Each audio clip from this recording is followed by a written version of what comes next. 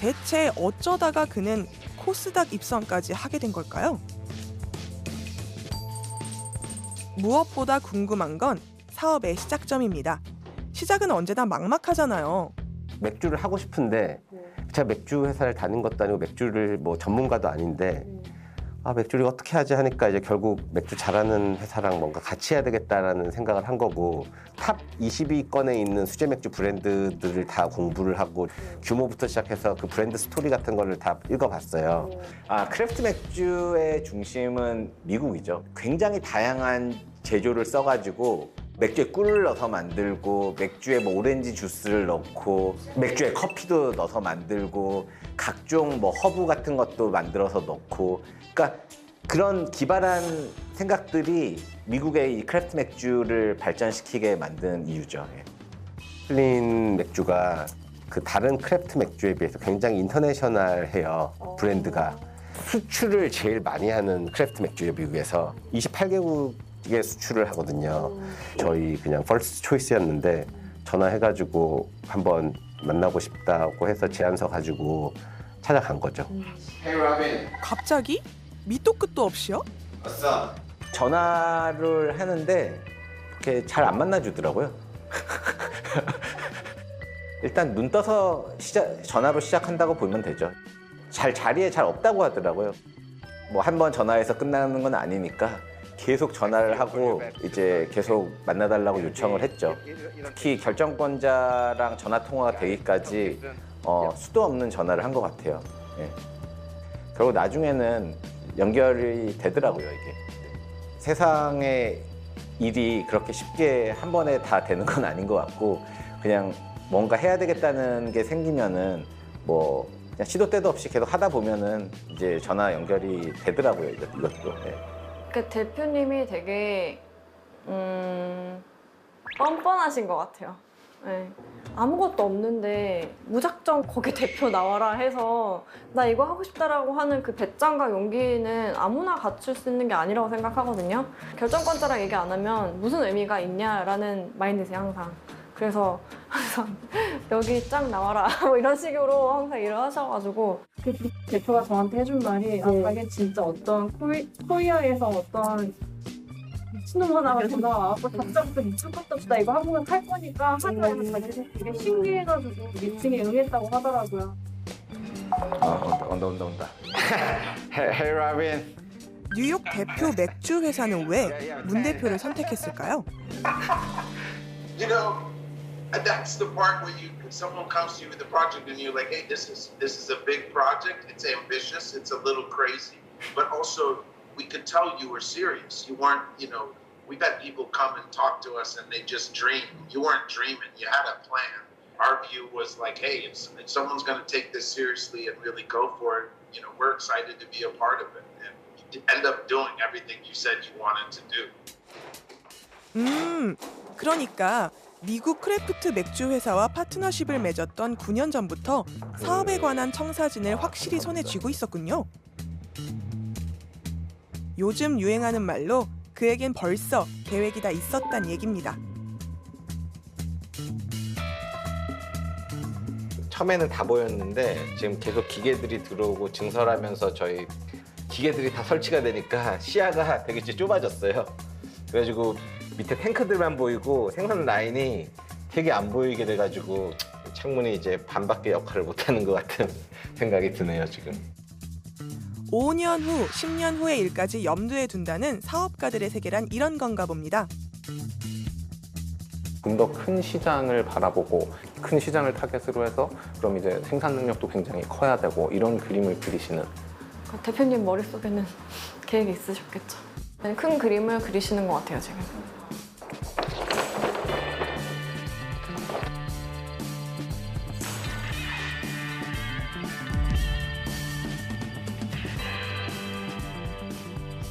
저희가 그래도 굉장히 빠른 시간에 지금 이 정도로 올라와 있을 수 있었던 가장 큰 이유는 초창기 멤버들이 지금껏 계속 다 같이 해왔기 때문에 가능했다고 생각을 하거든요. 스타트업에서는 굉장히 이례적이라고 하더라고요.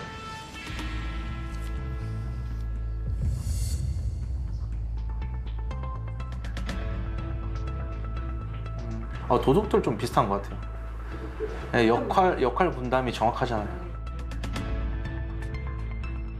대표님은 큰 그림을 잘 그려요. 네. 이제 뭐 판을 짠다고 그러잖아. 설계는 제 생각에 대표님이 하신 것 같고 한쪽에서 이빨 까고 이제 권진주 이사님은 조금 디테일하게 어떻게 컨셉 잡고 이렇게 들어가는 거고. 이제 상무님이 이제 그쪽에서 약간 좀 뒤처리 좀 해주고 배진 이사님은 실전에서 실물이나 뭐 이제 제품으로 보여드리고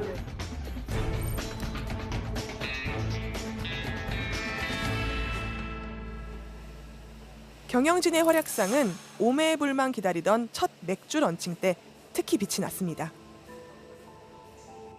저는 5월 달에 맥주를 런칭을 한다 그래서 입사를 했는데 제품이 없어요, 일단. 지금도 그때 일만 떠올리면 아찔하다는 김대현 팀장입니다. 이게 뭐 하는 회사인가 싶었죠, 사실. 좀 약간 사기 느낌의 그런 이상한 회사? 제품도 없는데 사람만 많았었거든요. 거래처들 돌아다니면서 6월 달에 나온다 하더라. 한 달 밀렸다. 6월 달 되니까는 7월 달로 밀린 거예요. 7월 달 되니까 또 8월 달로 밀린 거예요. 그래서 세 번째 얘기할 때는 근데 거래처에서 되게 좀 거짓말쟁이냐, 회사 맞냐, 약상하게 좀 보시더라고요. 계속 밀리니까 그러다 런칭 못하고 망하는 거 아니냐. 경영진 모두에게 비상이 걸렸습니다. 네, 전화가 사방에서 오니까요, 제가. 투자자들이 왜 제주맥주는 성수기 다 끝나서 맥주 출시를 하나요? 이렇게 질문 많이 하셨어요. 혹시 말 못할 사정이라도 있었던 걸까요? 우리가 생각하는 맥주 맛이 안 나왔어요. 밸런스가 맞아야 되잖아요. 조화가 있어야 되는데 뭔가 균형감이 깨져 있고. 이번엔 권진주 이사의 증언입니다. 제가 대표님한테 따로 연락드려가지고 뵙자고 드릴 말씀 있다고 해서 좋은 맥주 만드는 데 집중하자. 어떻게든 우리가 만족스러운 결과물을 만들자. 맥주 맛의 균형이란 게 뭔가요? 그게 그렇게 중요한 건가요? 맥주의 큰 철학인데 저희 네 잔의 법칙이라고 얘기 들으셨죠? 네. 네 잔의 법칙? 그건 또 뭐죠? 네 잔의 법칙. 한 자리에 앉아서 이것도 4캔 정도는 충분히 마실 수 있는 그런 스타일로 만들었습니다. 그렇군요. 문제는 어떻게 그 맛을 구현하나요? 큰 틀에서는 뭐 감귤피 넣고 뭐 오렌지피 넣고 뭐 코리안드 넣고 이렇게 여러 가지 보여주는데 그걸 어느 시점에 어느 양만큼 넣어서 이렇게 구현할 건지는 안 나왔던 거죠. 그거 잡으면서 그거 잡는 게 이제 생산 쪽에서는 좀 힘들었던 것 같아요. 몇 번에 걸쳐 잡으셨어요? 한 10번 정도 했던 것 같아요. 기나긴 상고를 거치고 예정보다 무려 석 달이나 미뤄진 끝에 성사된 런칭. 아마 제 기억에 8월 한 2주 차쯤? 2주 차쯤부터 출고를 시작을 한 것 같아요. 갑자기 못 보던 물량들이 막 있더라고요. 단계적으로 하나 싶었는데 어느 순간 보니까 물량이 너무 많아서 이거 어떻게 다 감당을 할까 거기에 대해서 좀 걱정을 많이 했었죠. 진짜 좋았던 것 같아요. 제가 아들만 둘이거든요. 셋째 딸랑 같았어요. 진짜. 새는 곳은 막고 넘치는 곳은 잘라내는 경영진 모두의 분투가 없었다면 런칭은 더 미뤄졌을지도 모르겠습니다. 제가 못하는 영역들을 다 채워주는 사람들이죠. 그러니까 제가 없는 능력을 가지고 있는 사람들이죠. 우리 조은영 상무 같은 경우는 별로 안 하는 것 같은데 일은 다 끝내놓더라고요. 묵묵하게 일을 다 수행하는 스타일인 것 같고 권진희 이사도 일 욕심이 엄청 많아요. 일 욕심이 엄청 많아가지고 주어진 게 있으면은 어떻게든 해내는 게 있는 것 같아요. 그러니까 좀 집요하죠. 우리 김배진 이사 같은 경우는 은근히 굉장히 섬세하고 본인이 모르는 게 있으면은 어떻게든 공부하고 배워가지고라도 하려고 하는 그런 성격이죠. 저의 능력은 되게 좋은 사람들의 재능을 잘 가져다 쓰는 그게 제가 잘하고 있는 거 아닌가 싶습니다. 예. 사람에 대해서도 아 내가 맡기기로 했으면 오케이 알았어 맡길게 그렇게 믿고 맡길 수 있는 사람은 진짜 흔치 않다고 그게 진짜 중요했던 것 같아요.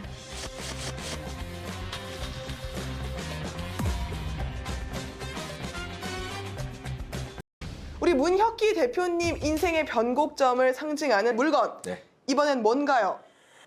제 인생에 변화를 준 물건은 바로 4캔 만원 맥주입니다. 4캔의 만원 맥주. 네. 보기만 해도 기분이 좋아지는데요. 왜 이게 인생에 큰 변화를 갖다 줬을까요? 주세법 때문이죠. 주세법 네. 때문. 주세법이 지금 짚고 가자면 술에 붙는 세금이죠. 세금이죠. 예. 술은 반 이상이 세금입니다. 네, 뭐가 주세법이 근데 문제였나요? 주세법의 문제는 예. 수입 맥주는 10,000원에 4캔을 팔 수 있을 때 네.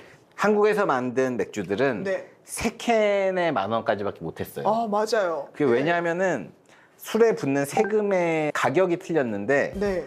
수입 맥주가 우리나라에서 만든 맥주보다 네. 세금이 훨씬 싸게 붙었어요. 아, 그게 그래서 그랬군요. 네. 주세법이 그러니까 수입 맥주에 더 유리하게 되어 있었군요. 그렇죠. 그래서 주세법이 좀 바뀌어야 된다는 여론은 예. 2019년대부터 있었어요. 아, 그래서 예. 왜냐하면은 사실 우리나라에 투자를 하고 네. 고용을 하고 하는 거는 국내 제조사들인데 맞아요. 그냥 수입만 하는 수입사들이 훨씬 더 혜택을 가져가는 거는 사실 불공평하다는 여론이 우세했었죠. 아, 그렇죠. 그래서 2019년에 네네네. 저희는 주세법이 바뀔 줄 알았어요. 여론이 워낙 좋아가지고. 여론이 좋아서요. 예. 근데 거기서 또 하나의 또 반전이 일어나는 거예요. 어떤 반전이 일어나죠? 주세법이 바뀌어지면은 네. 4캔에 10,000원이 없어진다. 또 그거 본 것 같아요. 봤죠? 예. 그 뉴스가 나오면서 그 밑으로 한 100개 정도의 뉴스가 한 하루 이틀 만에 엄청 나와버린 거예요. 갑자기 여론이 안 좋게. 긍정 여론에서 갑자기 부정 여론 돼가지고 맞아요. 그때부터 이제 여론이 거꾸로 이제 움직이게 된 거죠. 지금 주세법 개정이 결국 그래서 안 좋아진 여론으로 개정 통과가 안 됐어요. 그쵸. 19년대 통과가 안 됐죠. 19년대 예, 19년대 통과 안 됐죠. 네, 안 됐어요. 안 돼가지고 아 절망적인 상황. 그 후에 어디까지 해보셨을지가 사실 저라면 이런 노력까지 한번 생각해 봤을 것 같아요. 네. 1번은 국회 앞에서 1인 시위를 한다. 네. 다 해보신 거 아니에요? 자, 2번은 4캔에 10,000원 하는 수입 맥주 가격에 맞춰서 우리 맥주 용량을 줄여서 판매한다. 3번은 주세법 통과 시 8캔에 10,000원! 파격 공약을 내건다. 이 중에 정확한 답은 없는데 네. 비슷하게 그래도 맞춰주신 것 같습니다. 아. 네. 저희가 그 주세법 개정 전에 사실 3캔에 10,000원이라는 행사로 네. 편의점들에서 이제 맥주를 팔고 있었는데요. 네. 저희는 그래도 주세법이 꼭 바뀔 거라는 믿음을 가지고 예. 손실을 감내하고 네. 4캔에 10,000원을 주세법 통과 전부터 한번 무모하게 시작을 했죠. 오호. 분명히 반대가 많았을 텐데 문 대표는 이 상황을 어떻게 돌파해 나갔을까요? 저는 약간 좀 미친 짓이라고 생각을 했었죠. 남는 게 없는데. 왜냐면 이제 이익도 나지 않는 회사이고, 그리고 너무 공격적이지 않냐라는 생각이 좀 들었는데, 경영적으로 보면 이제 그 마진폭이 줄어드는 거잖아요. 더 이상 내려간다는 올릴 수는 없는 부분이기 때문에 맥주값이라는 게 그건 좀 걱정은 됐었죠. 최소한의 예산으로 최대한의 매출을 해보자라는 그런 플랜이었는데 마케팅은 돈을 쓰는 부서잖아요. 생산실도 좋은 퀄리티를 내기 위해서는 투자를 해야 되는 부서인데 그거를 다 감내하고 우리가 할 수 있는 거를 다 적극적으로 찾아보겠다라고 얘기를 다 해주셨어요. 50여 년 만에 주세 체계가 개편됩니다. 주류 소비 억제와 세수 증대를 위해 도입된 그래도 설마 했는데 몸바람에 눈이라도 녹듯 주세법 개정이 성큼 다가왔습니다.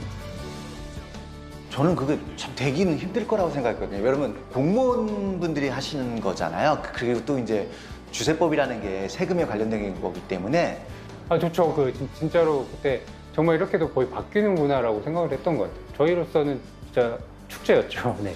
상장하는 날보다 그때가 조금 더 감명이 깊었던 것 같아요. 왜냐하면 회사가 앞으로 공정한 경쟁을 할 수 있는 여건이 마련이 되냐 마냐가 거기서 나온 거니까.